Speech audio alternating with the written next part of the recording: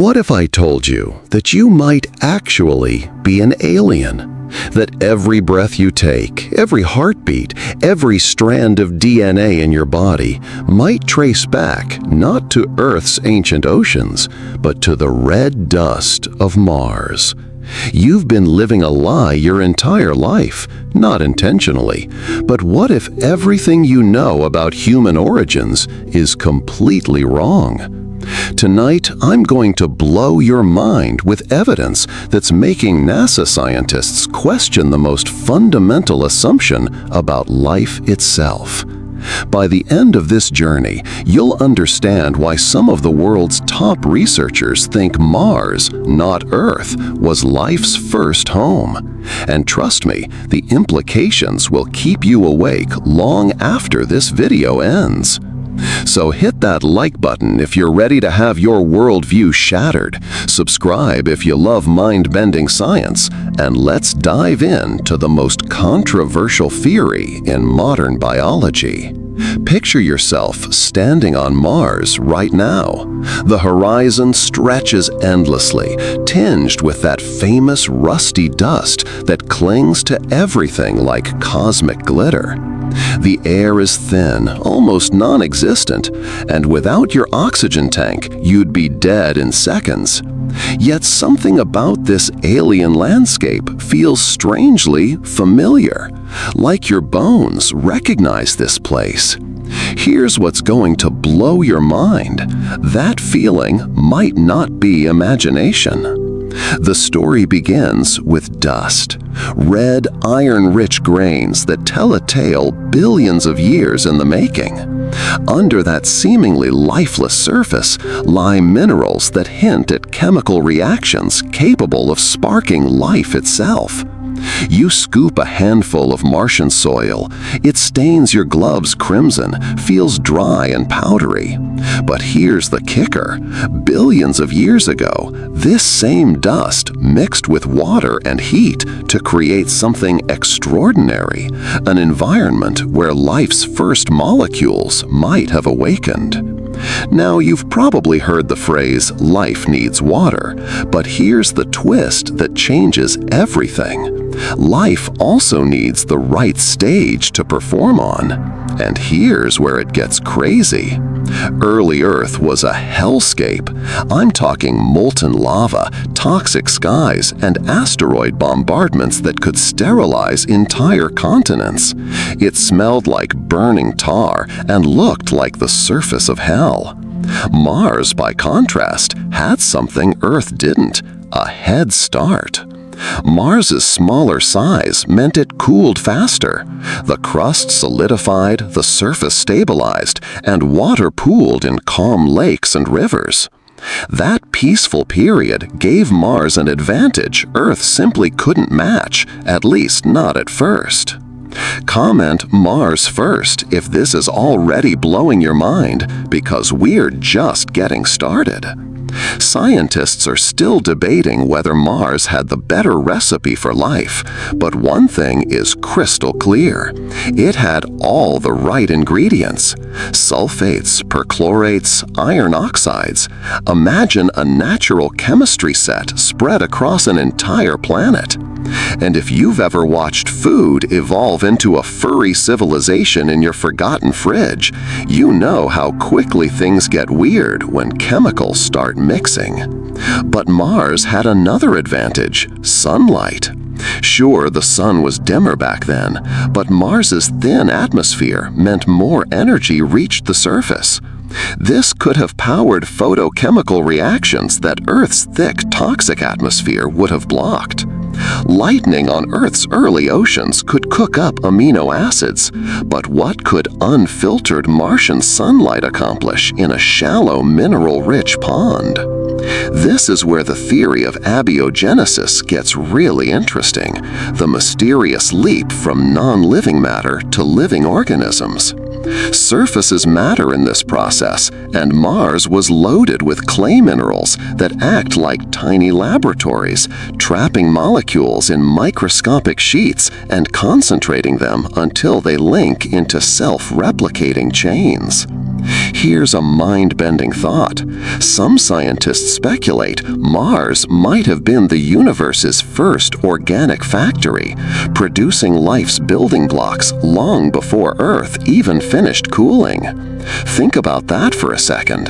The very atoms in your body might trace their ancestry not to Earth's primordial soup, but to ancient Martian mud.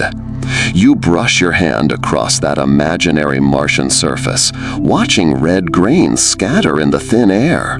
Somewhere in that dust, the chemistry of life may have first stirred. Not everyone agrees with this theory. Earth had its own advantages, after all. Volcanoes, oceans, lightning storms, pure creative chaos. But chaos destroys as much as it creates, and Earth was constantly hitting the reset button with asteroid impacts and toxic atmospheric changes. Mars, smaller and gentler, offered something precious: stability, a brief window of calm in a violent solar system. And here's what'll give you chills. You might be standing in the birthplace of your entire species. This seemingly dead world might be your real home, where the first microscopic ancestors of humans began a journey across space they didn't even know they were taking. Drop a comment if you think Mars could be humanity's true birthplace, because this is just the beginning of a story that spans billions of years and changes everything we thought we knew about ourselves. You take a slow breath, well, if you could breathe here, and step back in time.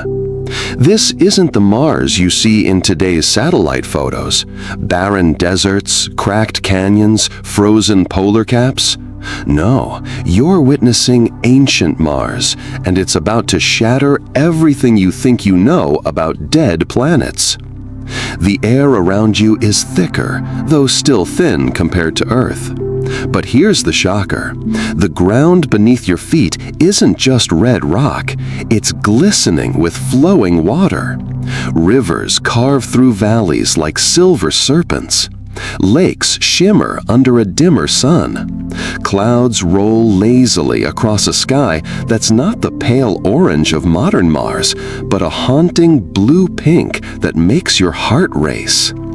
This is Mars 4 billion years ago, a water world that puts Earth's early chaos to shame. And if this doesn't make you question everything, wait until you hear what NASA's rovers have actually found. You kneel by what was once a shoreline, watching phantom waves lap at sediment-rich banks.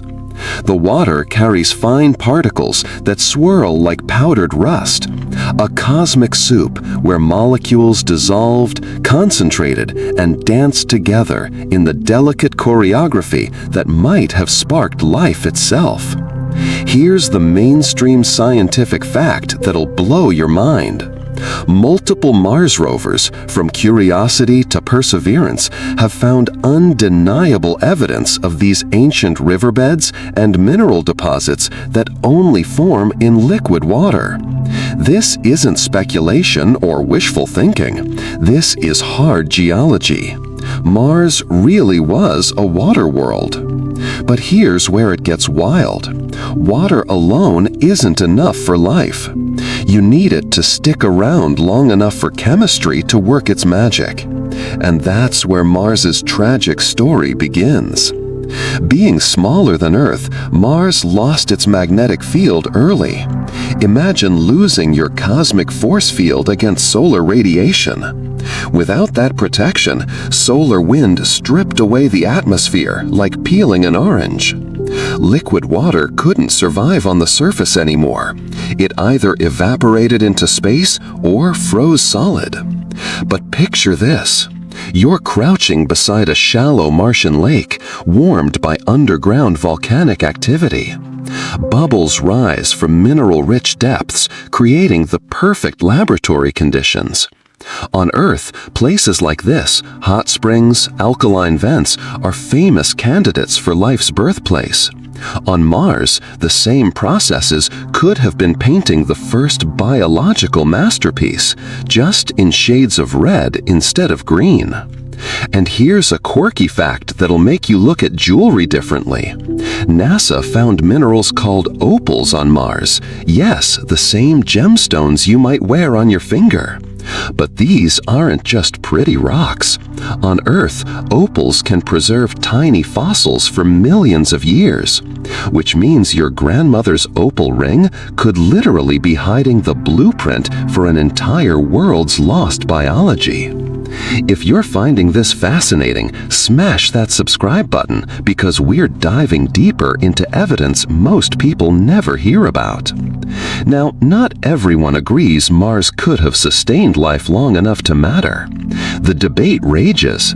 Did those ancient rivers flow for millions of years, or just geological blanks, long enough for puddles but not evolution?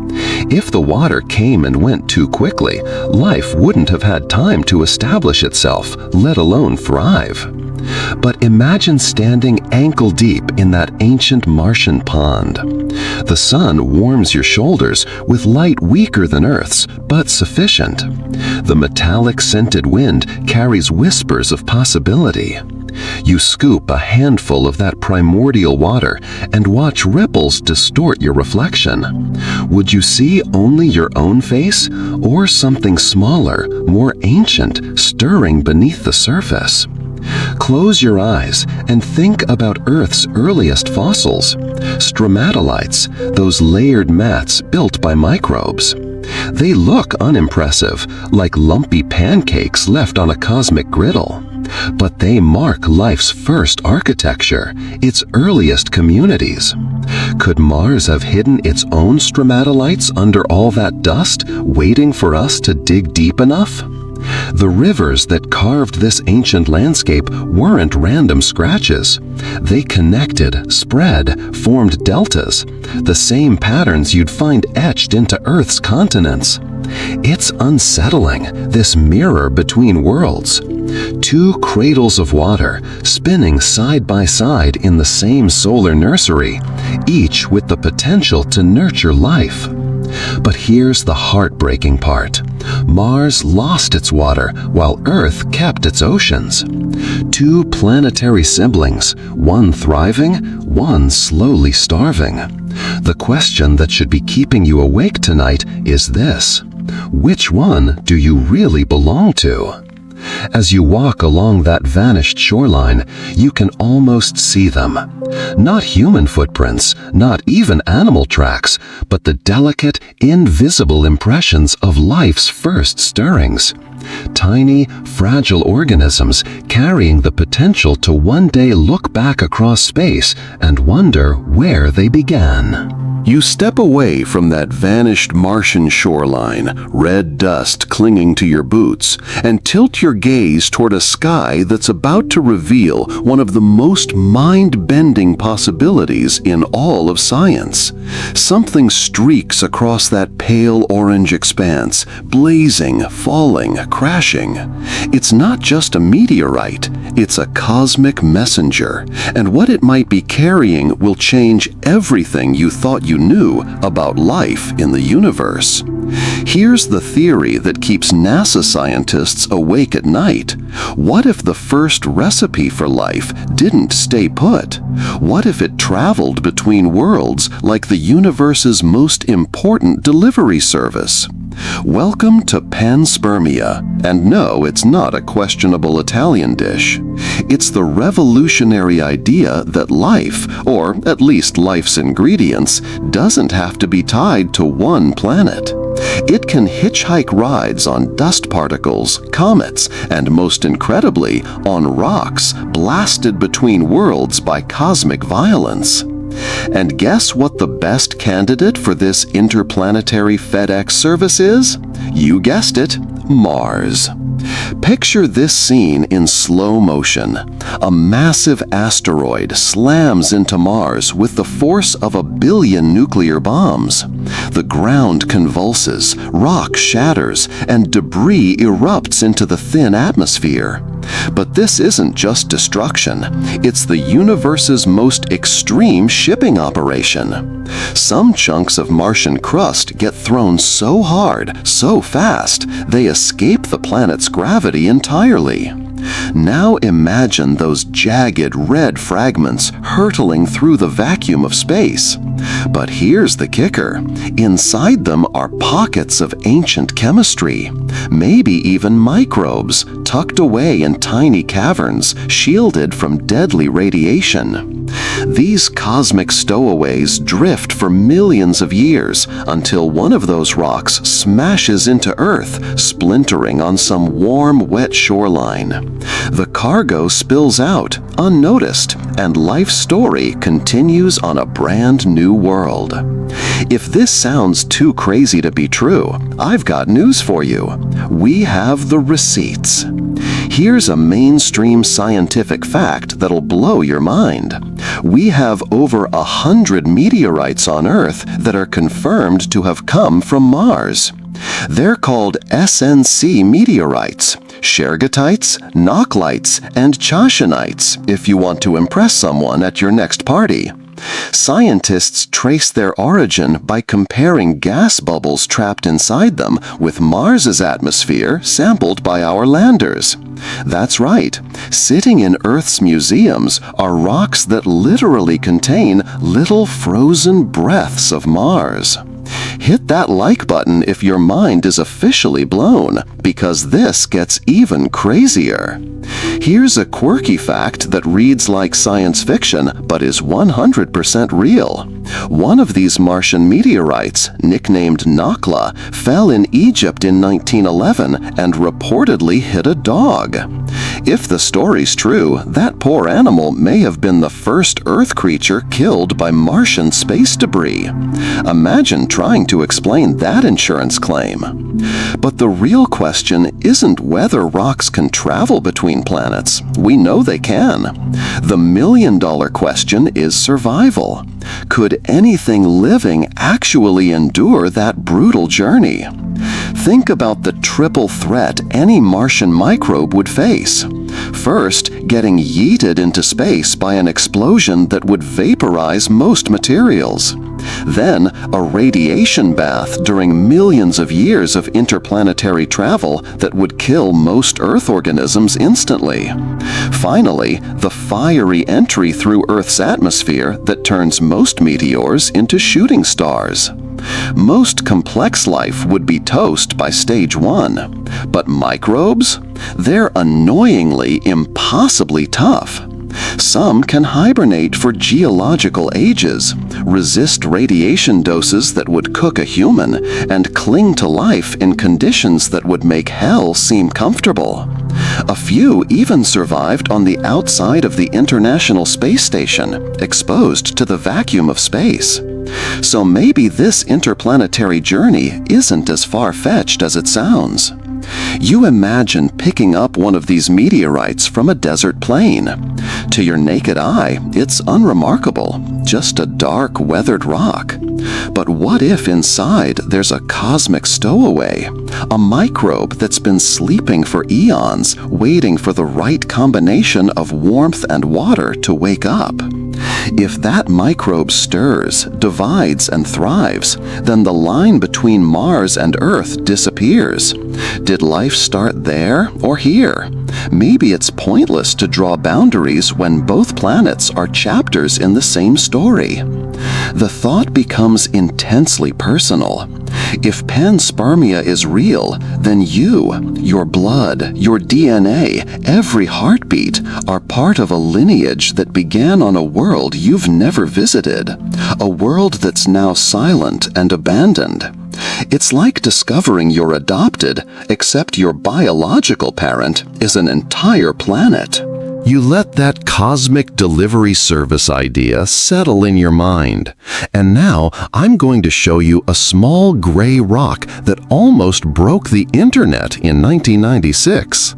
This isn't just any meteorite. This is ALH 8401, and it might be holding the smoking gun that proves humans aren't from Earth.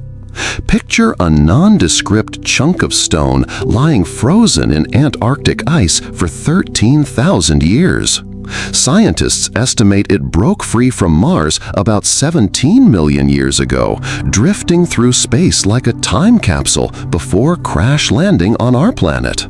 When researchers finally cracked it open, what they found inside made headlines around the world and sparked the biggest controversy in astrobiology.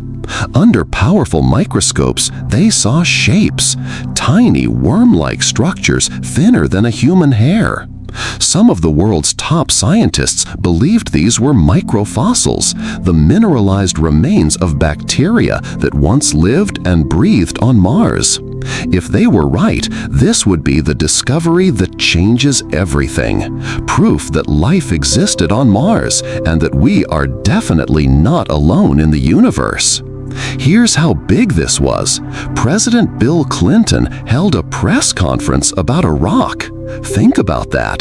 The leader of the free world interrupted his schedule to tell the world that we might have found alien life. Imagine calling in sick to work because, sorry boss, we just discovered we're not alone in the universe. If you think this is getting intense, smash that subscribe button because the evidence I'm about to show you will completely rewrite your understanding of human origins. You lean closer in your imagination, peering at those microscopic shapes. They don't spell out "Martians were here" in convenient letters. They look more like tiny squiggles you might dismiss as scratches or mineral formations. But the suggestion was explosive enough to shake the foundations of biology. Mars once harbored life. Then came the scientific backlash, and it was brutal. Other researchers argued the structures were too small to represent actual living organisms. They might be nothing more than mineral crystals, geological artifacts with no biological significance whatsoever. The debate still rages today, with experts lined up on both sides like it's the ultimate cosmic custody battle. Here's a quirky detail that shows how crazy this got. When the discovery was announced, souvenir shops started selling meteorite-themed t-shirts, coffee mugs, and bumper stickers. Humanity might not know if Mars had life, but we sure know how to monetize the possibility. Nothing says "we found aliens" like a $12.99 commemorative mug. But here's what really matters. Even if ALH 8401 doesn't definitively prove life existed on Mars, it proves something equally profound: how desperately we want to find it. We look at microscopic scratches and see bacteria. We examine dust particles and imagine ancestors. We peer into the cosmic void and ask the question that haunts every human: are we alone? You imagine yourself as one of those hypothetical microbes sealed inside that meteorite for millions of years, hurled across space in a stone coffin, surviving temperatures that would freeze your blood solid and radiation that would fry your DNA. When you finally crash into Antarctic ice, it's not death, it's the ultimate preservation, a biological time capsule waiting for curious humans to discover your secrets. That's the part that gives you chills. Even if ALH 8401 doesn't definitively prove life existed on Mars, it demonstrates that we're actively searching for our cosmic family. And sometimes the whisper of possibility is louder than any definitive answer. The meteorite doesn't talk back when you hold it in your imagination. It doesn't need to. For one brief shining moment in 1996, a chunk of Martian rock whispered to humanity that maybe, just maybe, our story began 35 million miles away on a world we'd never visited.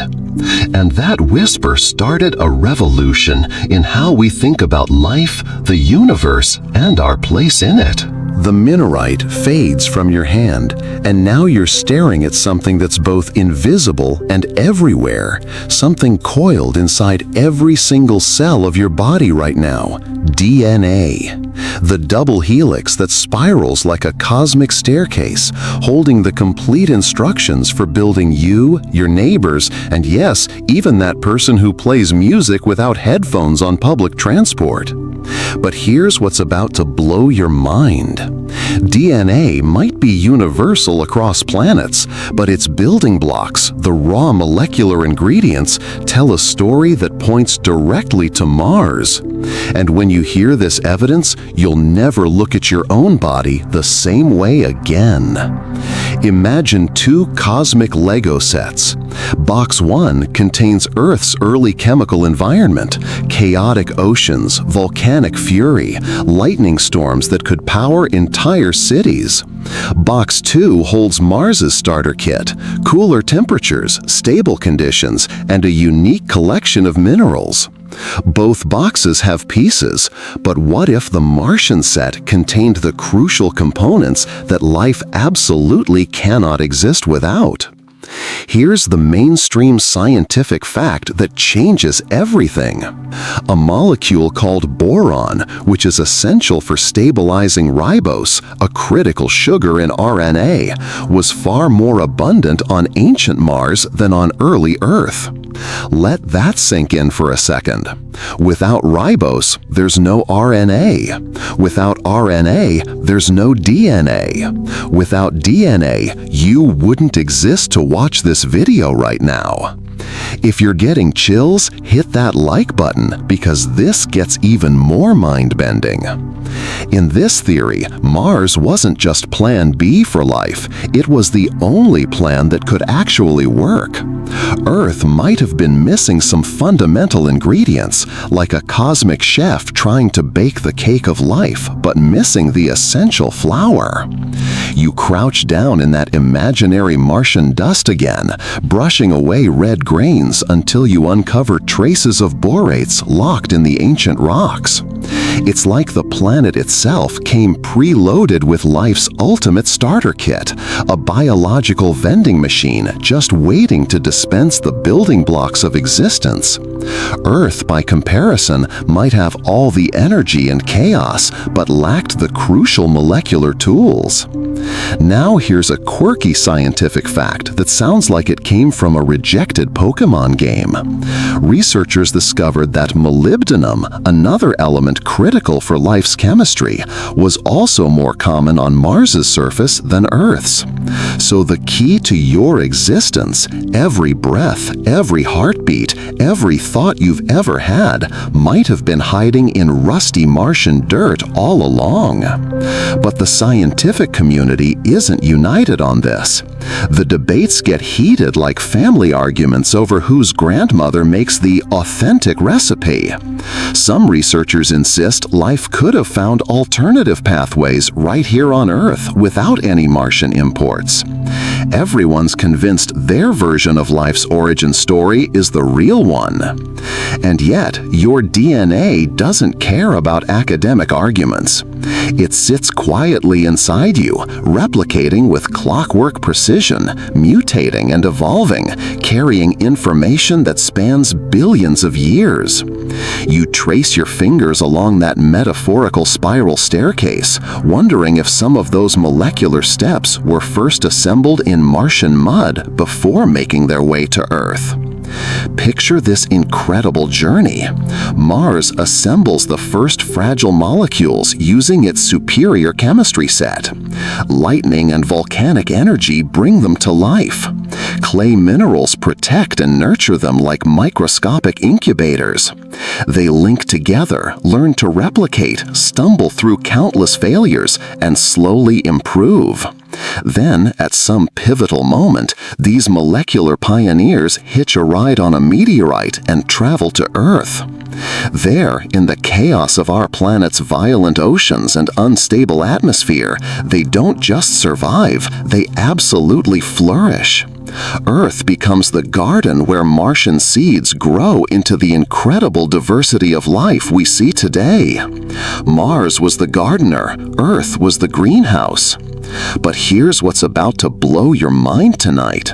If Mars had all the right chemistry billions of years ago, maybe it still does.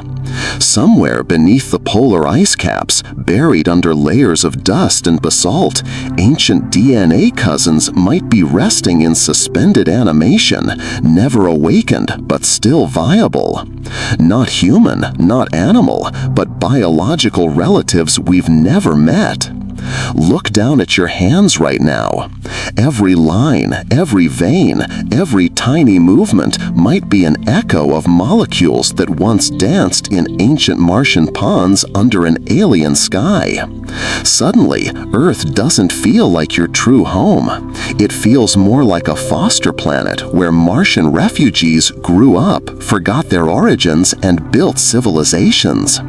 Your DNA whispers its secrets in absolute silence, but if you listen closely, really closely, you might hear it humming a tune that's not entirely of this world. A genetic melody that speaks of 2 planets, 2 chemical laboratories, and one incredible story of survival across the void. You're still processing that DNA bombshell when the scene around you transforms completely. The air thickens, thunder crashes overhead, and the ground beneath your feet starts shaking like the universe itself is having a tantrum. You're not on Mars anymore.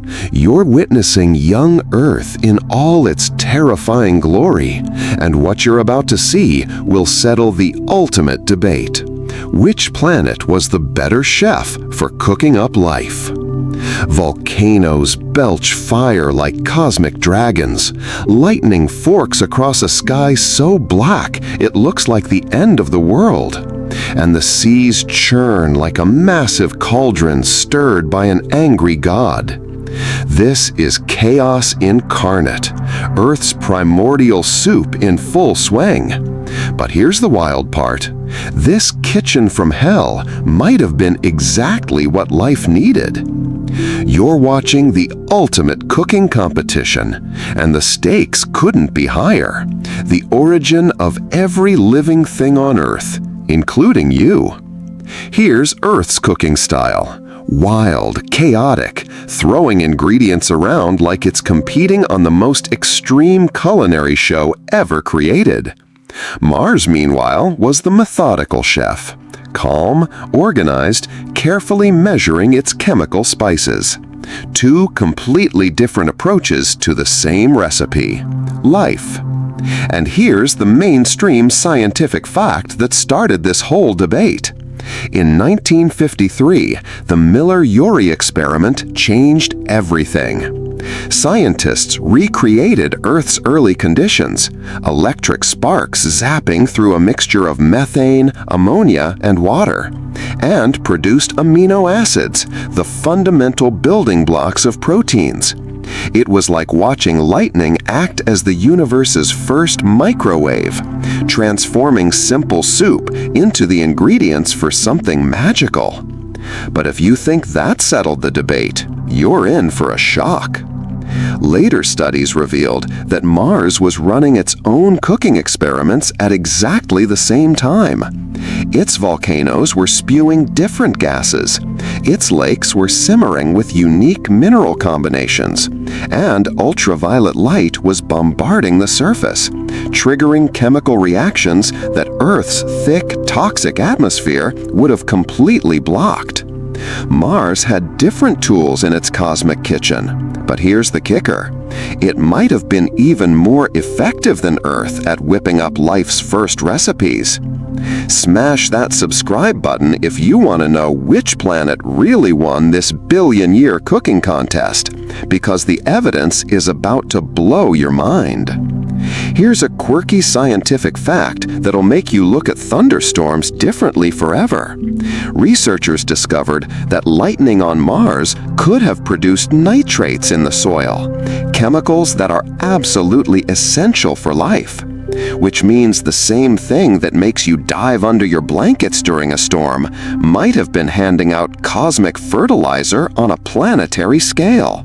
Thunder, terrifying for humans, but potentially delicious for microbes. But not everyone agrees that lightning and volcanoes were enough to create life. Some scientists propose that life began in deep-sea hydrothermal vents, massive underwater chimneys belching mineral-rich water from cracks in the ocean floor. Picture these giant natural batteries pumping chemicals and energy into the water. These environments have their Martian counterparts too, volcanic ridges and geothermal hotspots that are now frozen in silence, but once pulsed with life-giving heat. You walk through the steam and ash of ancient Earth, then glance sideways into your imagination, where Mars spins quietly nearby. Two experiments running simultaneously in the solar system's laboratory. One kitchen cluttered with fire and lightning, the other featuring calm ponds and mineral-rich dust. Which was the real birthplace of life? Maybe the question itself is wrong. Maybe Mars started the recipe and Earth finished it, like two siblings forced to work together on the most important science project in cosmic history, each bringing exactly what the other lacked. Another lightning flash illuminates the boiling Earth ocean, and for just a moment, you think you see something moving. Tiny structures forming, collapsing, reforming in the primordial chaos. Life or just wishful thinking? The uncertainty is the point. You can watch chemistry bubble and transform all you want, but you'll never catch the exact moment when nothing becomes something. It slips past unnoticed, like the second before you fall asleep. You step back from that ancient shoreline, wiping cosmic steam from your face. Both kitchens offered incredible possibilities. Both brewed their unique soups with precisely the right mix of ingredients and energy. But only one combination gave rise to you, sitting here right now, wondering which recipe truly worked. Maybe you are Earth's child, forged in lightning and chaos. Maybe you're Mars's offspring, born from careful chemistry and mineral precision.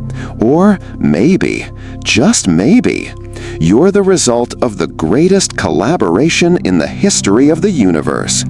Two planetary chefs who didn't even realize they were cooking together. The cosmic storm clears, and you find yourself standing beneath an open Martian sky that's about to teach you the most brutal lesson in survival biology you've ever heard. The atmosphere here is thin, pale, and fragile, more of a suggestion than actual protection. You lift your face toward the sun, and instead of warmth, you feel danger slicing through the air like invisible knives. This is where Mars reveals its darkest secret. It's not just a dead world, it's a cosmic firing range where only the toughest life forms could possibly survive. And if your ancestors really came from here, they were forged in the ultimate crucible. Radiation pelts the Martian surface like a relentless machine gun of invisible arrows. Ultraviolet light slices through the thin air with surgical precision. Cosmic rays burrow into the ground like cosmic drill bits. This isn't a gentle, nurturing world. It's like living inside a microwave with the door ripped off. Yet here's the mind-bending question that's keeping astrobiologists awake at night. Could life not just survive here, but actually thrive under this cosmic assault? Here's the mainstream scientific fact that'll change how you think about toughness forever. NASA's Curiosity rover has instruments that measure exactly how intense this radiation bombardment really is. The surface dose is hundreds of times stronger than Earth's. For a human, prolonged exposure would be a death sentence. But for microbes, that's a completely different story, and it's about to blow your mind. You squat down and brush away the red dust, and here's what's incredible. Just centimeters below the surface, the radiation drops dramatically. Martian soil acts like natural armor, shielding anything smart enough to hide there. Dig deeper into caves or ice deposits, and the protection becomes even stronger. Suddenly, Mars doesn't feel impossible. It feels like a world designed for ultimate hide-and-seek, full of secret bunkers where life could wait out the cosmic storm. If you think Earth microbes are tough, you haven't heard anything yet. Hit that like button because this next fact will redefine your understanding of what life can endure. Here's a quirky scientific discovery that reads like superhero origin story. Researchers exposed a bacterium called Deinococcus radiodurans, nicknamed Conan the bacterium, to radiation doses that would instantly obliterate any human. This microscopic warrior didn't just survive, it shrugged off the attack like it was nothing and kept going with business as usual. If Earth's microbes can handle punishment like that, imagine what Martian organisms might be capable of. But here's where the debate gets really heated. Could life not only survive, but actually evolve and spread under such brutal conditions? Surviving is one thing. Reproducing, adapting, and building complex ecosystems is something else entirely. Maybe Mars wasn't just a cradle for life. Maybe it was a cosmic boot camp, forcing early organisms to become the ultimate survivors or face extinction. And here's the part that should give you chills about your own origins. If this theory is true, then your incredible human resilience, your ability to survive diseases, adapt to new environments, bounce back from injuries, might be a direct inheritance from Martian ancestors who battled cosmic radiation for millions of years. You imagine being a microscopic organism tucked into a grain of Martian dust. Above you, solar storms rage like cosmic hurricanes. Radiation strikes like lightning, and the surface shimmers under enough ultraviolet light to sterilize a hospital. But in your tiny pocket of safety, you endure. You divide, you replicate, you adapt, and most importantly, you wait. Time stretches like elastic, thousands, millions of years, until that fateful day when an asteroid impact flings you into space, sending you on the ultimate journey to a new home. Here's the beautiful irony that connects directly to your DNA. Radiation, while deadly in large doses, also drives genetic mutation, and mutation is evolution's raw material. Too much radiation fries you instantly, but just the right amount, you get upgraded. Mars's thin atmosphere might have been like having the universe's harshest teacher, forcing early life to innovate or die. You, sitting here tonight thinking these thoughts, might be the direct result of that brutal cosmic education. A species shaped by Martian radiation into something capable of spreading across planets, adapting to new worlds, and ultimately developing the intelligence to look back at the stars and ask the very question that started this journey. Where did I really come from? The thought lingers like cosmic background radiation. Earth feels safe and nurturing, but maybe safety alone wasn't enough to forge the incredible diversity and resilience we see today. Maybe life needed Mars's harsh sky, its radiation crucible, its cosmic boot camp, to shape it into something extraordinary, something capable of surviving the journey between worlds and thriving wherever it landed. You're standing on the rim of a massive crater, freshly carved into the Martian crust by an asteroid the size of Manhattan. The ground still trembles with aftershocks that could register on seismographs across the solar system. Rock has been vaporized, entire mountain ranges reduced to cosmic dust. And here's the mind-blowing part. Chunks of Mars, literal hillsides of red stone, are being hurled upward with the explosive force of 1,000 atomic bombs. This isn't just destruction. This is the universe's most extreme space program, and you're about to witness the greatest migration story ever told. Some of those Martian fragments will rain back down in a shower of fire and stone. But others, the lucky or unlucky ones, depending on your perspective, will achieve something that NASA spends billions trying to accomplish. They'll completely escape Mars's gravitational grip and drift out into the cosmic void as accidental spaceships. For billions of years, Mars has been getting pummeled by colossal impacts like this. And here's what makes this incredible. Mars's smaller size and weaker gravity make it easier for rocks to be blasted off its surface than from Earth. Imagine millions of Martian fragments sailing through space right now, like cosmic refugees flung from their homeworld, carrying secrets we can't even imagine. If this sounds too wild to be real, I'm about to show you proof that'll make you question everything you thought you knew about planetary boundaries. You reach out and catch one of these space travelers in your imagination, a chunk of Mars, perhaps only a few kilograms, but carrying a cargo more precious than any treasure. This rock will drift for hundreds of thousands, maybe millions of years, circling the sun in patient orbits, completely unbothered by the infinite silence of space. Eventually, Earth's orbit will cross its path, gravity will take over, and this Martian messenger will slam into our planet's atmosphere in a fireball visible from hundreds of miles away. Sometimes the rock survives that fiery plunge, and when scientists crack these meteorites open, they find something extraordinary: actual pieces of the Martian surface preserved across unimaginable spans of time, like cosmic time capsules. But here's where this story becomes absolutely incredible. Could these rocks have carried more than just minerals and dust? Could they have been hiding something alive?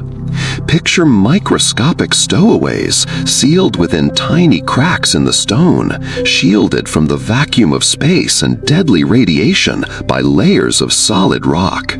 These cosmic hitchhikers could ride across the solar system like passengers in the universe's slowest, most dangerous transportation system. Smash that subscribe button if this is already breaking your brain, because the evidence gets even more mind-bending. It sounds completely outrageous until you realize that experiments right here on Earth prove it might actually be possible. Microbes have survived in the vacuum of space for years during experiments on the International Space Station. Some Earth bacteria can withstand temperatures that would literally boil your blood, while others just laugh at radiation doses that would turn you into cosmic dust. Life, it turns out, is incredibly, stubbornly, almost insultingly tough. It refuses to give up, refuses to die, refuses to accept that space travel should be impossible. If even a single spore or microbe could endure the interplanetary journey, it might tumble into Earth's ancient oceans and find the perfect conditions to not just survive, but absolutely flourish. This is the revolutionary heart of panspermia theory. Life didn't necessarily begin on Earth at all. It began on Mars, then migrated here via these cosmic missiles. Earth became the foster world, the perfect nursery, but the true biological birthplace was that red dot in our night sky. There's a cosmic irony that should give you chills. Early Earth was an absolute hellscape of fire and toxic oceans, while early Mars offered calm rivers and stable lakes. Mars might have been the superior cradle, the gentler incubator for life's first experiments. But as Mars gradually cooled and dried out, life there faced a choice: evolve to survive in increasingly harsh conditions, or find a way to leave.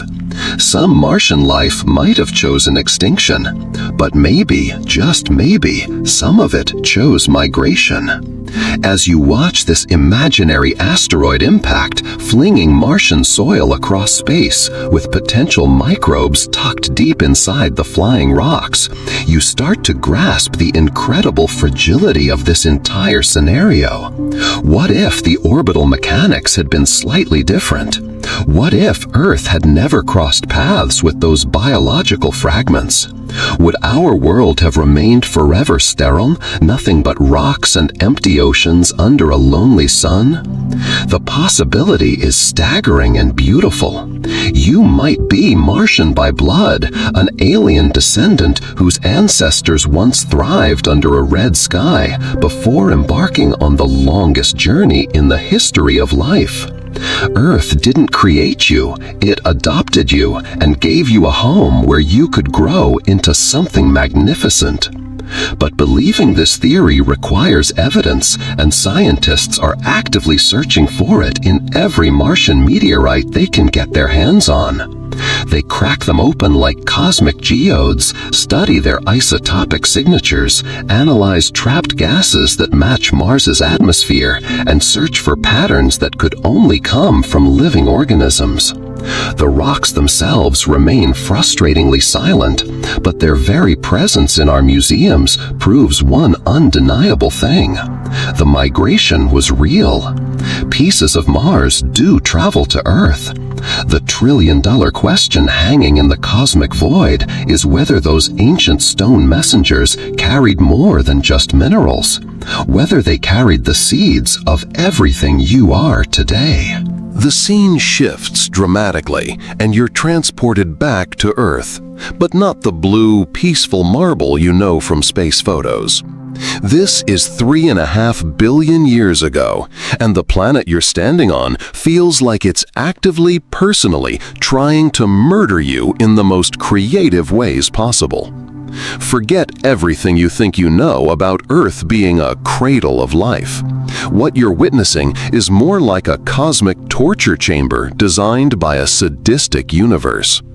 The sky above isn't blue, it's a suffocating nightmare of volcanic gases, choking thick with carbon dioxide, methane, and sulfur that would sear your lungs before you could even scream. The air itself is poison. Lightning doesn't just flash occasionally, it rips through the atmosphere in constant, violent tantrums, striking a world that seems perpetually on fire. The ground beneath your feet won't stop shaking because Earth is still literally building itself, still recovering from the most violent childhood any planet has ever endured. Just a few 100 million years earlier, a Mars-sized object called Theia smashed into Earth with such catastrophic force that it tore off a massive chunk of our planet's crust and flung the debris into orbit. That cosmic wreckage would eventually form the moon, but down here, the scars of that collision are still weeping molten rock. If you think this sounds bad, wait until you see what passes for oceans on early Earth. These aren't the endless blue comforts you might imagine from nature documentaries. They're acidic, corrosive hellscapes churning with dissolved iron that stains the water a sickly green-red color that looks like the planet is bleeding. Hydrothermal vents pump scalding fluids into these toxic seas, water hot enough to instantly sterilize anything fragile that dares to exist. And hanging over this entire planetary nightmare is the constant threat of annihilation from above. Comets and asteroids are still sweeping across the solar system like cosmic bullets, and Earth's gravitational pull makes it a favorite target. Each impact slams into the planet with the force of thousands of nuclear bombs, boiling entire oceans, vaporizing solid rock, and erasing whole landscapes in seconds. Hit that like button if you're starting to appreciate just how miraculous your existence really is, because this wasn't a paradise.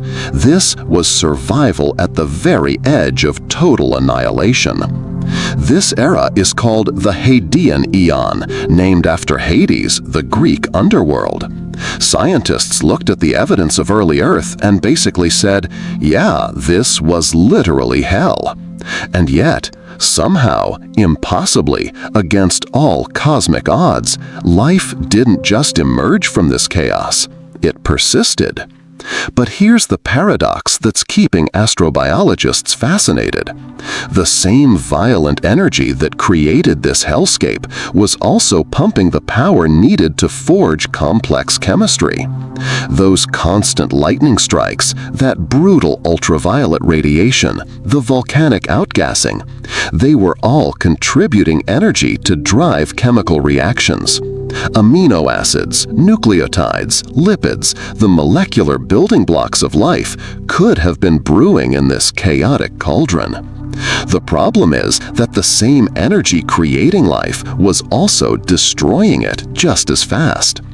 Imagine a delicate chain of amino acids finally managing to form in some warm, protected pool, only to be instantly shattered by the next surge of UV radiation. Picture tiny protocells assembling on the edges of a volcanic vent, only to be boiled alive when the temperature spikes. Life is desperately trying to crawl into existence, but the world keeps stomping it back down like the universe's most brutal game of whack-a-mole. Some scientists think this cosmic violence explains why we can't find clear fossil evidence of early Earth's very first organisms. Early Earth was essentially a planetary reset button, constantly sterilizing itself. If life began here, it had to be incredibly tough, survivor-level tough. It had to endure not just creation, but repeated apocalypses. And this is where the Martian seeding theory becomes razor-sharp and compelling. Mars, during this exact same time period, was dramatically calmer. It still had volcanoes and asteroid impacts, but it cooled faster and stabilized sooner. Its oceans were smaller, less acidic, and significantly less violent. Mars might have been the safe nursery while Earth was busy being a cosmic battlefield. The suggestion is revolutionary. Maybe Earth wasn't the birthplace of life at all. It was the ultimate testing ground where Martian immigrants had to prove their evolutionary strength. But that doesn't mean Earth was completely hopeless. Some environments might have offered temporary shelter from the planetary chaos. Deep within cracks in the ocean floor, where water seeps through rock and meets geothermal heat, stable hydrothermal vents could have provided life with crucial hiding places. Shielded from deadly UV radiation, rich in essential minerals, bubbling with chemical gradients, these underwater sanctuaries might have been refuges from the apocalyptic mayhem above. If you listen carefully, you can almost hear them, the first whispers of microscopic colonies clinging to cracks in the seabed, hiding like biological fugitives in a world that wanted them dead. There's something poetic about early Earth's brutality. The planet was trying to kill life, but also accidentally forcing it to become unbreakable. Every extinction event eliminated the weak chemistry and allowed only the strongest, most adaptable molecules to survive. It was evolution's most brutal filter, but maybe that's exactly why life here became so incredibly resilient. Close your eyes and picture it. Not a green world, not a blue one, but a hellscape of fire, toxic steam, and poison skies. A world where survival meant invisibility, where the ancestors of everything you love, trees, animals, people, were nothing more than fragile molecular refugees hiding from an endless storm. That was your cradle. Not gentle, not nurturing, but utterly merciless, and maybe that's precisely what life needed to become strong enough to inherit the universe. The red planet hangs before you like the universe's greatest unsolved mystery, wrapped in rust-colored riddles that have been driving scientists crazy for decades. On the surface, Mars looks barren, frozen, and utterly lifeless. But the deeper you dig, both literally and scientifically, the more mind-bending contradictions you discover. This isn't just any mystery. This is the paradox that could rewrite everything we know about life in the universe. You're standing beside NASA's Perseverance rover in Jezero Crater, watching dust devils curl around its wheels like ghostly dancers. Behind you stretches an ancient river delta, frozen in geological time, a fossilized reminder that water once surged through this landscape in volumes that could have floated cruise ships. This is exactly the kind of place where, on Earth, life would be absolutely thriving without question. Yet, no matter how many soil samples NASA analyzes, no matter how deep they dig, the rocks don't scream life. They whisper, maybe, in the most frustrating way possible. Here's what's driving astrobiologists to the edge of madness. Mars has literally every ingredient life should need to not just survive, but flourish. Carbon compounds? Check. Ancient rivers and lakes that flowed for millions of years? Absolutely. Minerals that only form in the presence of liquid water? Found everywhere. A climate that billions of years ago could have been more hospitable than early Earth. The evidence is overwhelming. But when you search for the smoking gun, actual organisms, definitive fossils, clear chemical signatures of metabolism, you're met with cosmic silence. It's like finding a fully stocked kitchen with fresh ingredients, a working stove, and recipe books scattered everywhere, but no trace of anyone ever cooking a meal. Scientists have a name for this cosmic frustration, the biogenic ambiguity problem. Mars shows every signature of a world that should have hosted life, but the evidence remains tantalizingly incomplete, like trying to solve a jigsaw puzzle where half the pieces are invisible. If you're finding this as maddening as the scientists who study it, smash that subscribe button because this mystery gets even deeper. The soil analysis from multiple rovers shows organic compounds, carbon-based molecules that are the foundation of all life we know. But here's the catch. These aren't the kind of organics that sing triumphant songs of cells and bacteria. Instead, they're ambiguous molecules that could just as easily be the boring byproducts of geological processes as the exciting remnants of biology. It's like finding smoke, but never discovering the fire. Every Mars discovery feels exactly like that, tantalizingly close, scientifically significant, but just short of the undeniable proof that would change everything. You crouch down and press your hand into that cold red dust. If life ever existed here, it left barely a whisper, just enough evidence to haunt us with eternal uncertainty. And that uncertainty keeps one of science's biggest debates raging. Did life actually begin on Mars but fail to survive? Did it get wiped out when Mars lost its magnetic field and atmosphere? Is it hiding underground, too deep for our current technology to detect? Or was Mars just the ultimate cosmic tease, a planet that came heartbreakingly close to hosting life, but never quite crossed that invisible threshold? Here's what makes this even more mysterious. If Mars had all the right chemical ingredients billions of years ago, those same ingredients might still be there today. Somewhere beneath the polar ice caps, buried under layers of dust and volcanic rock, ancient biological compounds could be waiting in frozen, suspended animation. Not actively alive, but not completely dead either, just sleeping. The thought sends chills down your spine. Mars might be holding the universe's greatest biological time capsule, and we just haven't dug deep enough to find it yet. But there's another possibility that's even more mind-bending. What if Mars did successfully create life, but that life didn't stay put?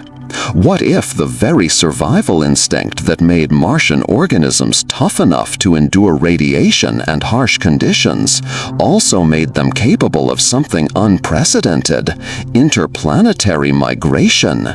Maybe Mars's apparent sterility isn't evidence of failure.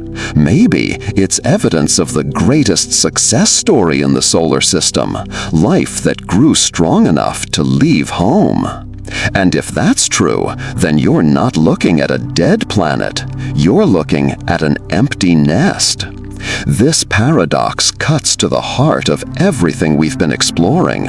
Mars looks like it should have life, acts like it once had life, but refuses to prove it definitively. It's the planetary equivalent of a ghost story, full of suggestive shadows and mysterious sounds, but never a clear glimpse of the supernatural truth. The silence from Mars forces us to confront an uncomfortable possibility. Maybe life is far more rare and precious than we ever imagined. Or maybe it's far more mobile and adventurous than we ever dared to dream. You tilt your gaze upward, beyond Mars, beyond the asteroid belt, past Jupiter's massive gravitational influence, into the infinite black ocean of space that stretches between star systems. The question is no longer just where life began on our cosmic block. It's how far life might have traveled to get here from places we can't even imagine. This is panspermia on steroids, the mind-shattering idea that life isn't just a local phenomenon, but a galactic contagion spreading across the Milky Way like the universe's most successful virus. Picture the early solar system 4 billion years ago, a cosmic demolition derby where planets smashed together like celestial bumper cars. Asteroids ricocheted across space like billiard balls shot by a drunk giant. And comets rained down in apocalyptic numbers that would make Hollywood disaster movies look like gentle spring showers. It was absolute chaos. But chaos, as it turns out, is also the universe's most efficient courier service. Every massive impact didn't just create craters and destruction. It blasted chunks of planetary crust into orbit. And some of those rocky fragments carried far more than just minerals and dust. They might have been loaded with microscopic passengers, hardy microbes that could survive conditions that would instantly kill anything more complex than bacteria. Here's the conservative version that most scientists can accept. Sure, microbes could definitely hop between Mars and Earth. We know rocks travel between these planets because we found them in our museums. That's interplanetary panspermia, and the evidence is sitting right there in Antarctic ice fields.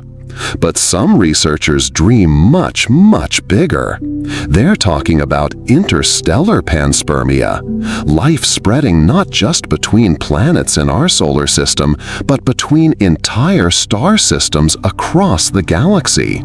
If you think that sounds impossible, you're about to have your mind absolutely shattered. Microbes are tougher than any science fiction monster ever imagined. Some can hibernate for millions of years in conditions that would make space look comfortable. Others can resist radiation that would cook a human in seconds, survive temperatures that would freeze solid steel, and endure pressure that would crush submarines like tin cans. If these cosmic hitchhikers can survive a journey from Mars to Earth, what's stopping them from riding asteroid fragments, comet nuclei, or dust particles across the vast distances between stars?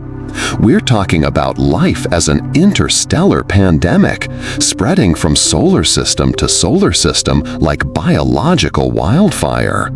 And here's where this theory gets absolutely wild. If interstellar panspermia is real, then life isn't rare or precious. It's inevitable. It means every habitable world in the galaxy isn't waiting for life to spontaneously appear. It's getting seeded as part of a massive galactic ecosystem that's been operating for billions of years. Smash that subscribe button if this is breaking your brain, because I'm about to show you what this means for the search for alien life. You're not staring at a universe patiently waiting for biology to sprout in isolated pockets. You're looking at a universe that's already blooming with invisible life, spreading and growing in ways we haven't learned to detect yet.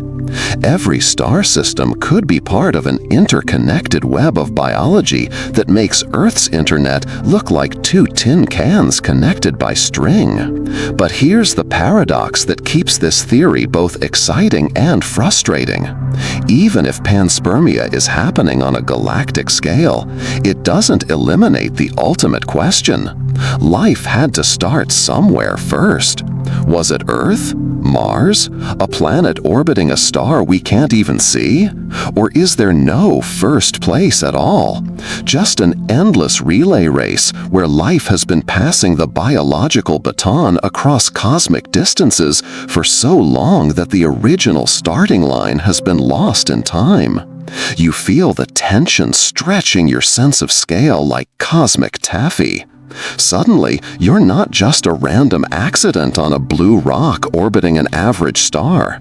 You might be part of a story so much older and grander that human civilization is just the latest chapter in a galactic novel that's been writing itself for eons. The implications are staggering. If life spreads between star systems, then the universe isn't lonely, it's crowded. Somewhere out there, on planets we haven't discovered yet, organisms that share your deepest biological ancestry might be thriving under alien suns. You could have cosmic cousins breathing different atmospheres on worlds made of elements that don't exist on Earth.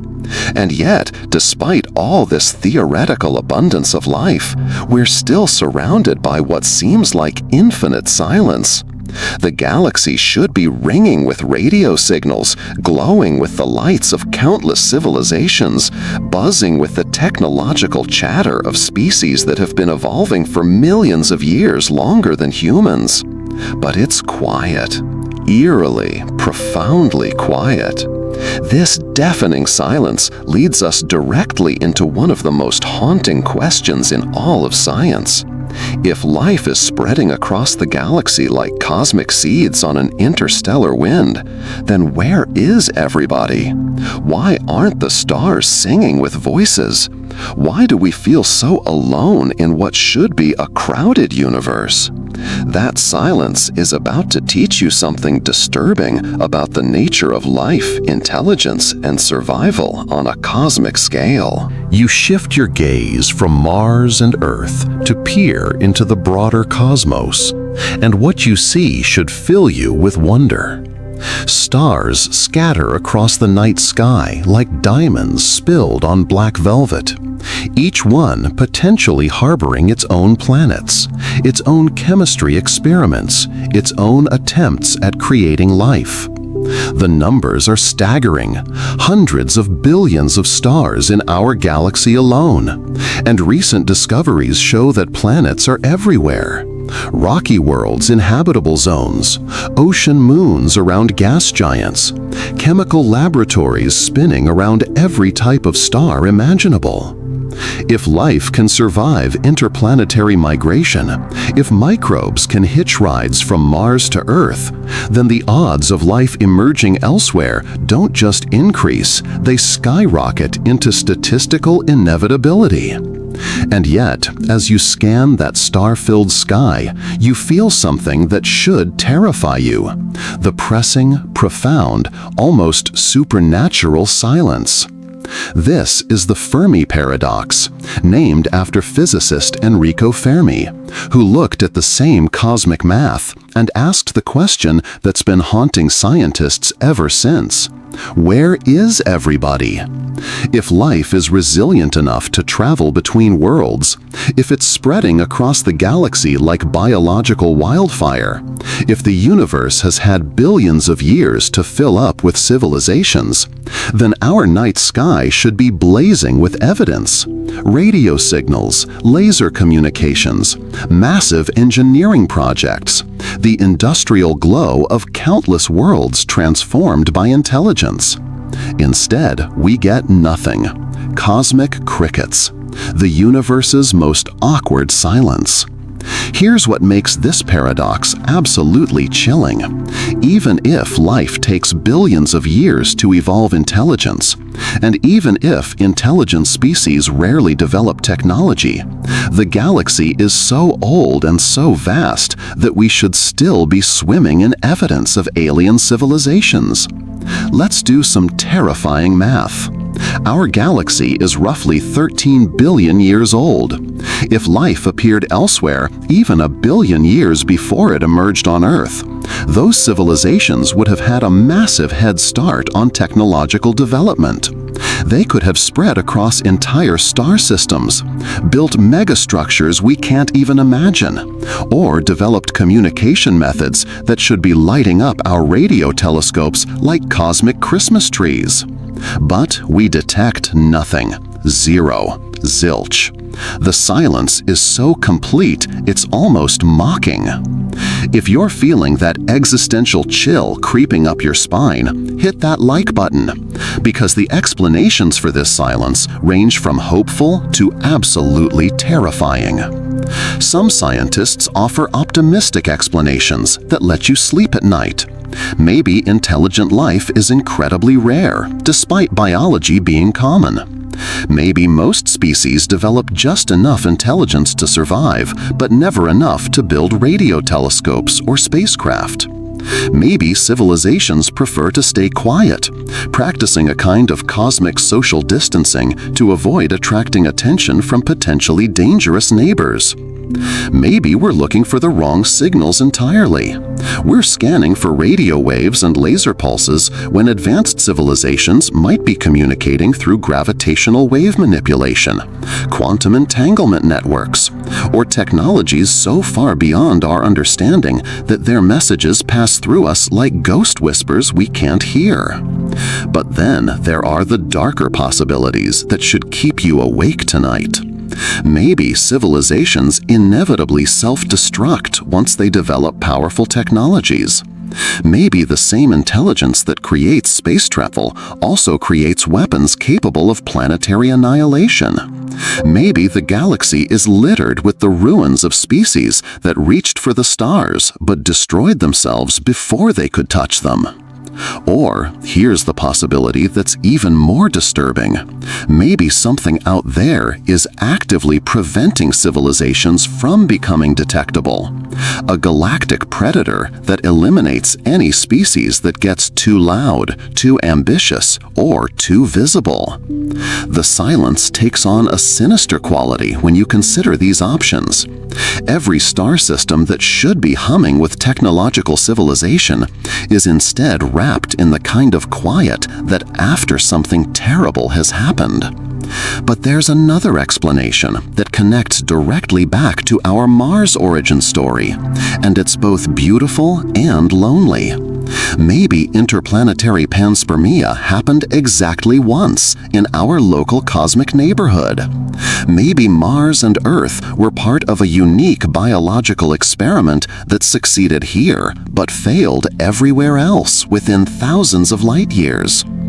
If life began on Mars, survived the journey to Earth, and thrived here while going extinct on its original world, then we might be looking at an incredibly rare success story. The galaxy could be full of planets that almost developed life, worlds that came tantalizingly close but never quite crossed that invisible threshold between chemistry and biology. In this scenario, the silence isn't ominous, it's precious. We're not alone because the universe is hostile to intelligence. We're alone because we're the incredibly lucky winners of a cosmic lottery that most other worlds never got to play. The paradox deepens when you consider that if Mars really did seed Earth with life, it demonstrates just how fragile and contingent biology can be. Life survived an interplanetary journey and thrived here, but it also died out completely on its original world. If it can happen here, why not elsewhere? Yet the evidence suggests it hasn't happened anywhere close enough for us to detect. You feel both cosmic significance and cosmic loneliness pressing in simultaneously. The universe could be teeming with life that never develops intelligence, or intelligence that never survives long enough to reach out across space.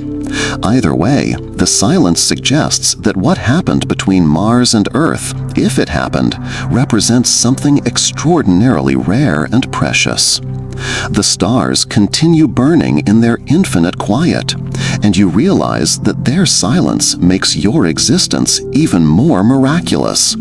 Whether you're the descendant of Martian microbes or Earth's own chemical experiments, you're part of a story that might be utterly unique in this corner of the galaxy.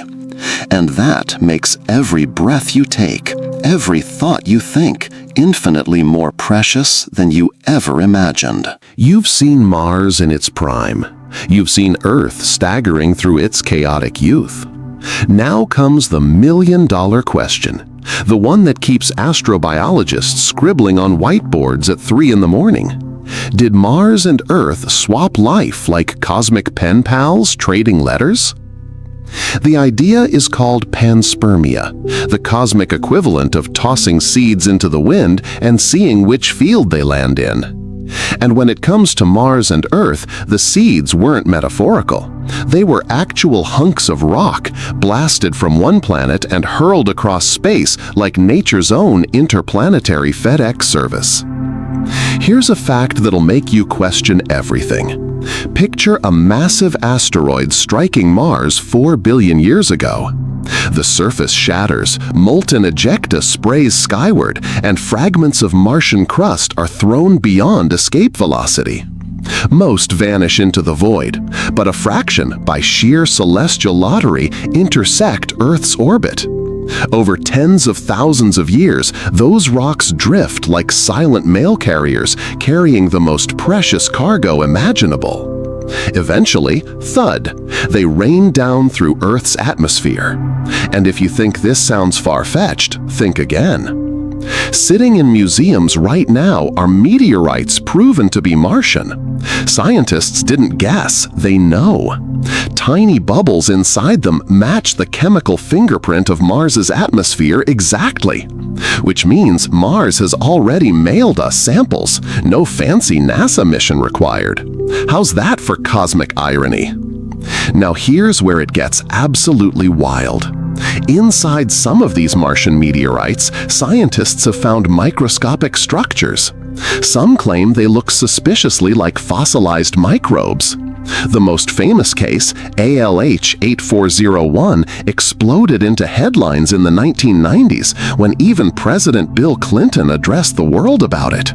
Imagine that, a rock from Mars forcing a presidential press conference about aliens? Skeptics later pushed back, arguing the features could be mineral quirks, geological coincidences. But the spark had been lit. Maybe life had hitchhiked from Mars to Earth like the ultimate cosmic stowaway, or vice versa.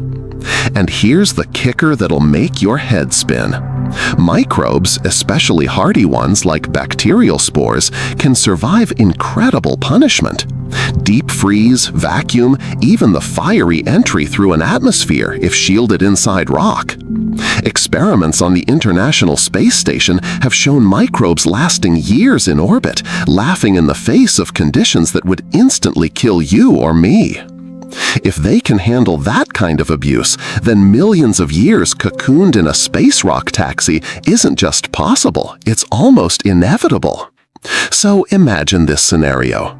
Life begins on Mars, perhaps during its warmer, wetter youth. Then disaster strikes, volcanoes, asteroid impacts, climate collapse. But tiny Martian hitchhikers, sealed in protective stone, make the long journey and find sanctuary on Earth. Suddenly, you, your DNA, your cells, your heartbeat are carrying the legacy of a Martian genesis. You're not just human. You might be the descendant of alien refugees who survived the ultimate immigration journey. Or flip the story completely.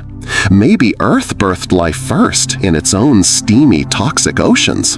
And in one of its countless impact events, fragments of our planet got blasted outward, eventually sprinkling Mars with our biology. In that version, if we discover microbes on Mars today, they may not be truly alien at all. They may be our distant stranded cousins, abandoned on a dying world. This isn't just speculation for late-night podcasts or science fiction novels. It's baked into modern astrobiology.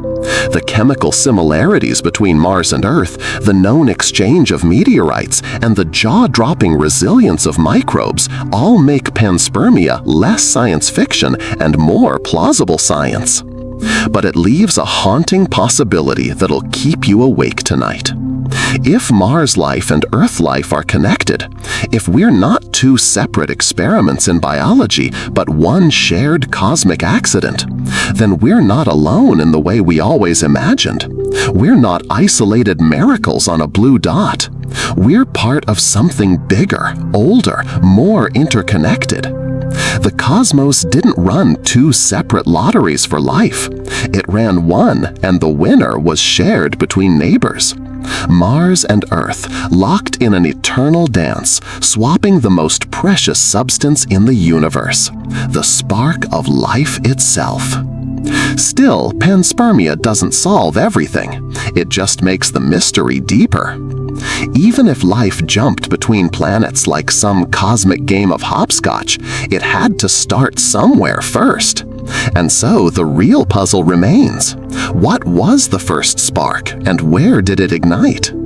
The answer could be Mars, it could be Earth, or if you want to stretch your imagination to its breaking point, it could be neither. Maybe the seed came from even farther away, from the broader galaxy itself. Because if rocks can jump between planets, what's to stop them from leaping between stars? What's to stop life from being truly universal, scattered across the cosmos like dandelion seeds on an infinite wind? Hit that subscribe button if you're ready to explore just how far this rabbit hole goes, because we're about to dive into something that'll change how you see your place in the universe forever. If what I just told you made you question everything, buckle up, because we're about to completely shatter your understanding of what it means to be human. The debate has raged for decades, scientists throwing papers at each other like academic snowballs. But now it's time to step back and consider the most mind-bending possibility of all, that the rivalry between Earth and Mars is a complete illusion. Maybe the question isn't which planet won the race to spark life, but how they might have been co-conspirators from the very beginning. Here's a thought that'll make your brain hurt in the best possible way. Picture this scenario instead of a one-way transfer.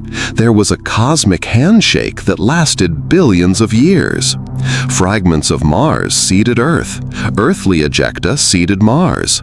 Back and forth, volley after volley, like the universe's most important game of catch, trading raw ingredients, catalysts, and perhaps even primitive life forms across the vacuum of space. If this happened, and the evidence is starting to pile up like snow in a blizzard, then Earth and Mars wouldn't just be neighbors sharing the same solar system. They'd be biological siblings, sharing a common ancestral pool that once sloshed across two worlds simultaneously. And here's where it gets absolutely bonkers. Geneticists are already chasing whispers of this cosmic connection. The genetic code, that four-letter alphabet used by every organism we know, from bacteria to blue whales to you sitting there right now, looks eerily universal. Too universal, almost suspiciously universal. Could it have first assembled not in one isolated pond on one lonely planet, but across the combined chemical landscapes of two worlds working together like the ultimate biological laboratory? Comment below with if you think your DNA might be part Martian, because the science is pointing in some wild directions. Then there's the jaw-dropping resilience of microbial life that makes Hollywood action heroes look like weaklings. We know bacteria can survive radiation doses that would turn you into atomic soup, endure vacuum conditions that would make your blood boil instantly, and even survive the crushing cold of space for years, sometimes decades. In 2020, researchers did something that sounds like science fiction. They revived microbes trapped in deep-sea sediments for over 100 million years. 100 million years! That's longer than the dinosaurs ruled Earth. These microscopic time travelers were just sitting there, waiting, like the universe's most patient hitchhikers. If earthly microbes can outlast entire geological ages buried in mud, imagine what chance they had in the ultimate time capsule, a Martian rock shielded against cosmic radiation, frozen solid, drifting through space until landing on fertile soil. It's not just survival, it's the ultimate insurance policy for life itself. There's a beauty to this theory that goes way beyond data points and scientific papers. It completely reframes what it means to be human. If this shared ancestry hypothesis is true, it means we were never solely a product of Earth's oceans and atmosphere. We were always something bigger, grander, more cosmic, offspring of a planetary system rather than a single sphere. You're not just Earthling, you're a child of the solar system itself, carrying the legacy of two worlds in your veins. And that revelation has consequences that ripple through everything we think we know about biology, evolution, and our place in the universe. It means biology isn't bound to one world, trapped by gravity and circumstance.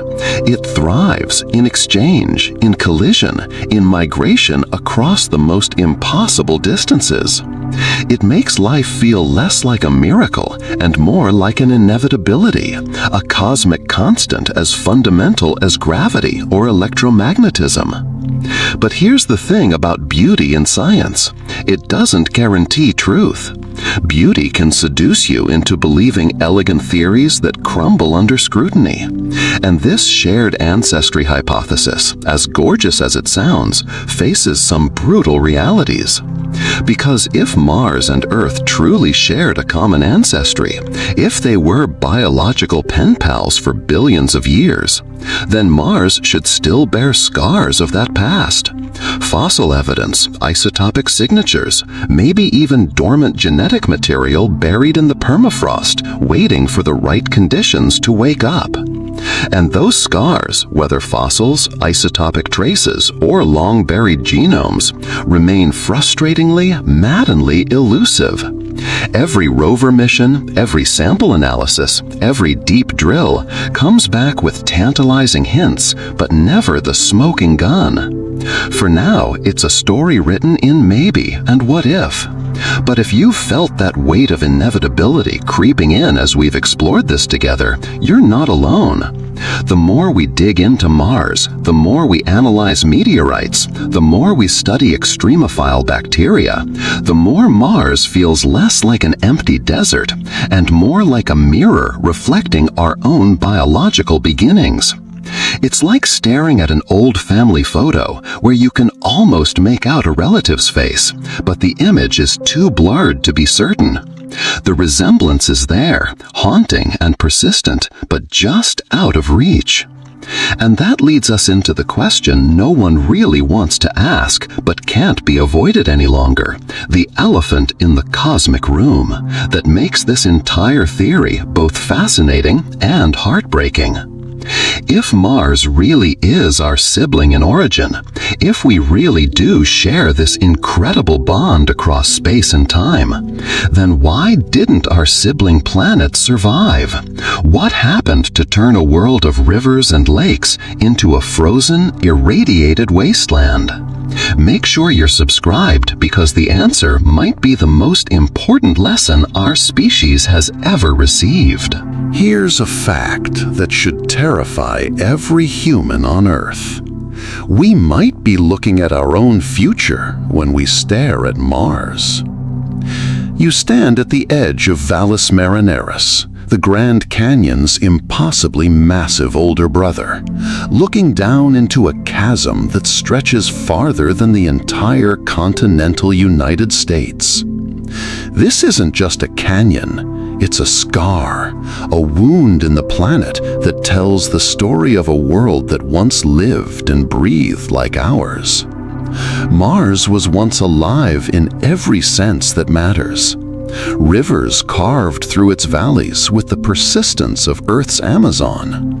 Lakes shimmered under alien sunsets, their shores lapped by waves that carried sediments, and maybe, just maybe, microscopic life. Storms raged across continents, clouds gathered and released rain, and climates shifted with the rhythm of seasons we can barely imagine. Yet now, it is silent, dead. The red dust drifts endlessly across barren plains. The ice hides stubbornly at the poles like a frightened animal, and the sky is thin and pale, a fragile veil against the cosmic assault that stripped this world naked. The big question that should keep you awake tonight presses in like a weight on your chest.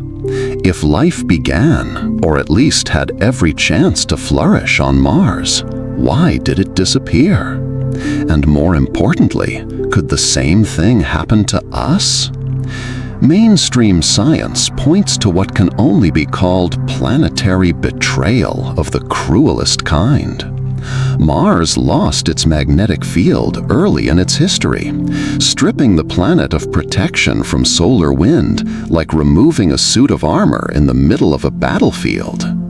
Without that invisible shield, charged particles from the sun slammed into the upper atmosphere, molecule by molecule, atom by atom, gradually stealing away the blanket of gases that kept the planet warm and wet. The atmosphere thinned until it could no longer retain liquid water on the surface. Oceans that might have rivaled Earth's Mediterranean began to shrink, their edges retreating like a slow-motion apocalypse. Lakes evaporated into the thin air, leaving behind only mineral deposits, salt stains marking where life might once have thrived.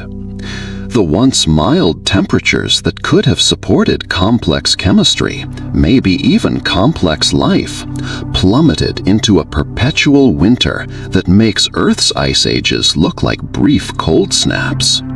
Life, if it had ever sprouted, may have retreated underground like refugees fleeing a war zone, or vanished altogether into the cosmic graveyard. the planet became an arid, irradiated wasteland, bombarded daily by radiation doses that would cook any surface life in hours. It's like watching a vibrant city slowly empty until only ghost towns remain, haunted by the echoes of what once was. But here's where the story takes a twist that might actually give you hope. Maybe life didn't vanish, it migrated. Panspermia, that cosmic conspiracy theory we've been exploring, rears its head again with a possibility that's both beautiful and heartbreaking. Mars's deserts may be empty now, but Earth might still carry its legacy in every breath you take. Every microbe swimming in your gut, every strand of DNA coiled in your cells, every living organism on this planet could be descendants of Martian pioneers that survived the ultimate immigration journey, refugees from a dying world who found sanctuary on a younger, more protective planet. Think about that for a second. You might literally be carrying the survivors of an entire world's apocalypse inside your body right now. But the scientific community remains split like a fractured bone. Historians and astrobiologists still argue whether Mars ever hosted thriving ecosystems, or only managed the faintest chemical echoes of life, molecular signatures that whisper of possibilities but never shout proof.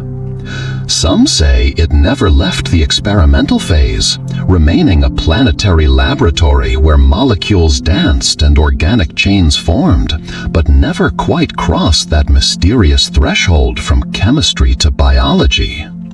Others maintain that hidden niches, deep aquifers locked beneath the frozen surface, ice caverns shielded from radiation, or hydrothermal vents still bubbling with geothermal energy, may still harbor life in secret, waiting patiently for humanity to discover them. You trudge along the canyon's rim in your imagination, brushing red dust from your gloves, feeling the ghost of ancient rivers that once carved these impossible gorges. Lightning flashes in your mind, recalling Earth's violent infancy, and a strange connection forms between the two worlds, like a bridge across time.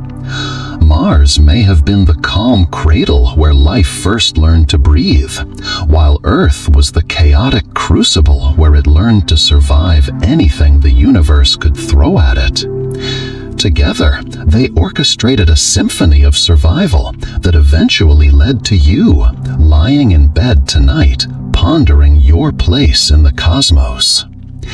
Here's a quirky thought that sounds like science fact, but might be science fact.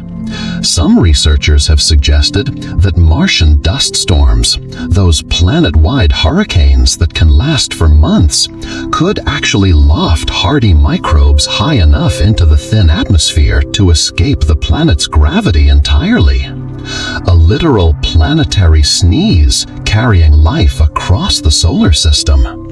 And if that sounds improbable, remember that reality consistently proves stranger than our wildest imagination. You take a final glance back at the red horizon in your mind's eye, silent, scarred, and hauntingly beautiful like a memorial to possibilities lost. But Mars isn't a failure, it's a teacher, a warning, and maybe even a gift.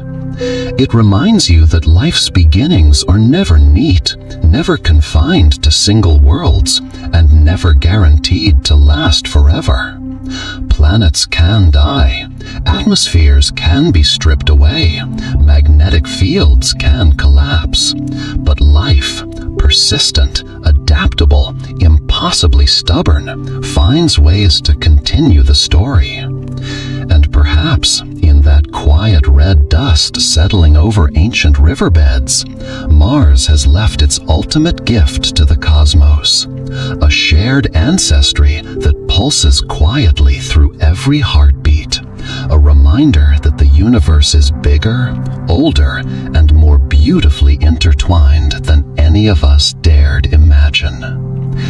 Hit that subscribe button if you're starting to see yourself not just as human, but as part of something much larger, because our journey through the cosmos is just getting started.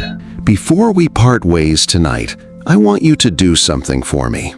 Close your eyes, or if you're driving, definitely keep them open, and let your mind drift beyond the boundaries of everything you thought you knew about home. Imagine the planets in slow motion, orbiting the sun like dancers in an eternal cosmic waltz that's been playing for billions of years. Mars spins silently in its rusty solitude, its red desert stretched beneath an alien sky that once knew clouds and rain, and maybe even the gentle splash of waves on ancient shores. Meanwhile, Earth hums with the pulse of oceans that never stop moving, forests that breathe in rhythm with your lungs, and the incredible symphony of life that may have begun not here, but there, on that quiet red world spinning in the darkness. The distance between them seems vast when you think in human terms, millions of kilometers of empty space, cold and hostile and utterly indifferent to life. But the threads connecting these two worlds are invisible yet unbreakable, woven through meteorites and cosmic dust, through time itself, and the patient persistence of chemistry that refuses to give up. Picture those tiny microbes we've been talking about, the first sparks of life, smaller than the period at the end of this sentence, riding a chunk of rock through the absolute zero of space. They endure temperatures that would turn your breath to ice crystals instantly, jolts and impacts that would shatter mountains, and radiation doses that would rewrite your DNA into cosmic nonsense. And yet, somehow, impossibly, they survive the journey. They land softly, invisibly, on a world that's ready to nurture them through their next evolutionary chapter. They grow, they adapt, they multiply. They evolve across billions of years and countless generations until, eventually, miraculously, they form you. You, lying here tonight in the darkness, pondering the stars that have witnessed this entire impossible story unfold. Think about what that means for a moment. If this theory is true, then the universe feels less lonely, doesn't it? Life isn't confined to single planets, isolated by gravity and chance and cosmic accident. It's persistent, adaptable, and surprisingly generous with its gifts. It travels, it shares, it connects worlds across distances that should be impossible to bridge.